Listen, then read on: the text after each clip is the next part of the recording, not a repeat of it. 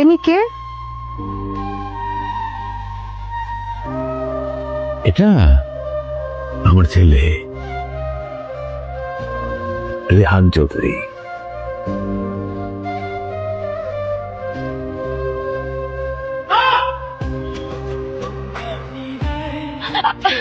আপনি যেটা দেন আমি আর জলটি তো আচ্ছা, এই পাশেই আমাদের আশ্রম আছে, আপনি আমার সাথে চলেন। বাবা পানিটা খাও। আপনি খাইছেন দুপুরে? হ্যাঁ। তুমি কোথায় থাকো এখন? কোথায় থেকে আসছো? পড়াশোনা করছো? হ্যাঁ, কোন স্কুলে?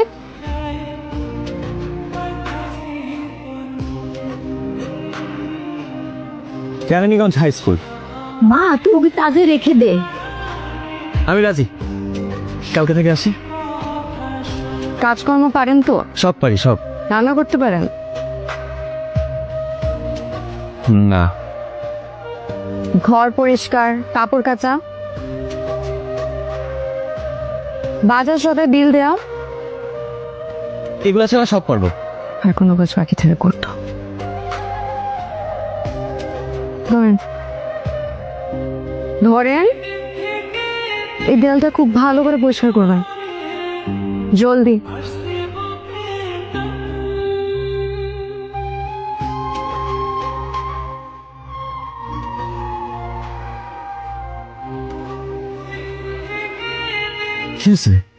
আমাদের আশ্রমের জন্য বিদেশি একটা সংস্থা থেকে অনুদান আসতো, সাহায্য আর কি। গত 15 দিন যাবৎ হঠাৎ করে বন্ধ হয়ে গেছে। কেন বন্ধ হয়ে গেল কিছু বুঝতে পারতেছে না। এখন আমাদের এই আশ্রমের ফান্ডে যে টাকা ছিল তা তো প্রায় শেষ। এখন কেমনি চলবে আশ্রম?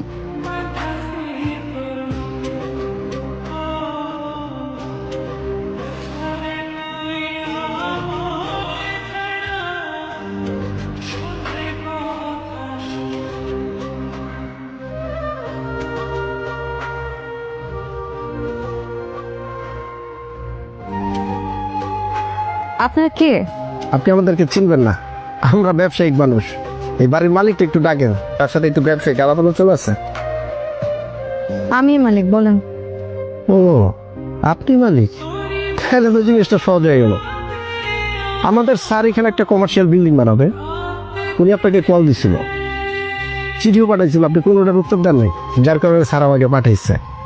আপনি তো শিক্ষিত মানুষ, ভদ্র মানুষ, মানুষের মঙ্গলে কাজ করেন, আপনি জায়গাটা ছাইড়া দেন, তাতে আপনার মঙ্গল হবে, আপনার আশ্রমের মানুষগুলোর মঙ্গল হবে।